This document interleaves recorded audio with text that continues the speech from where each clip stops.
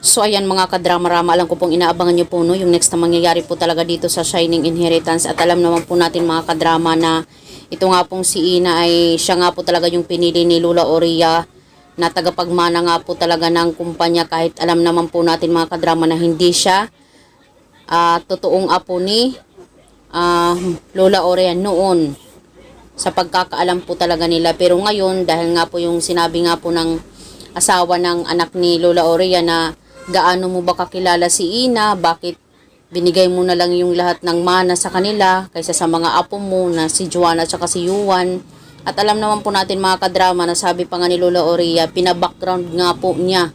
Ito po yung paraan para malaman po talaga ni Lola Oria kung sino po talaga si Ina, sino yung ama niya, sino yung tatay niya, o sino yung nanay niya, diba? At dahil nga po talaga dito mga kadrama, possible dito po talaga malaman ni Lola Oria na totoong apo talaga niya, totoong kadugo niya talaga itong si Ina, at saka itong si Juana at saka si Yuan ay hindi pala niya totoong mga apo, kundi si Ina lang pala yung nag-iisang tagapagmana niya, diba? Kasi possible talaga, alam natin mga kadrama na itong si Juana at saka si Yuan, talagang niloloko lang nila talaga itong si Lola Oria para mapunta sa kanila yung yaman, di ba? Kasi alam naman po natin na itong mga magulang ni Juana at saka si Yuan, possible alam din nila na hindi talaga totoong De La Costa itong dalawa na to. Kaya wala talaga silang karapatan. Kasi kahit sa attitude pa lang, ang layo-layo na. Walang malasakit, walang pagmamahal dito kay Lola Oria. At dahil nga po talaga dito mga kadrama, makikita po talaga nila sa DNA test na totoong apo talaga ni Lola Oria itong si Ina, at saka itong dalawa na to ay mga impostor, diba? Mga ganun ba?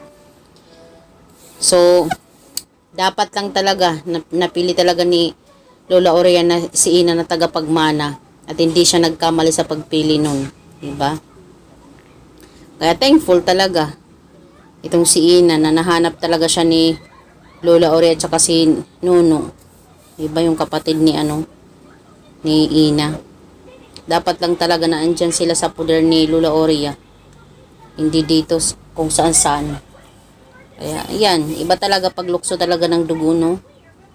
Talagang may pakiramdam ka, nakikiramdam. Kaya thankful talaga itong si Ina na napunta siya kay Lola Oria niya at nahanap niya yung totoong lola niya. So yun lang po mga kadrama. Don't forget to please like, share, and subscribe my channel. Bye! Abangan!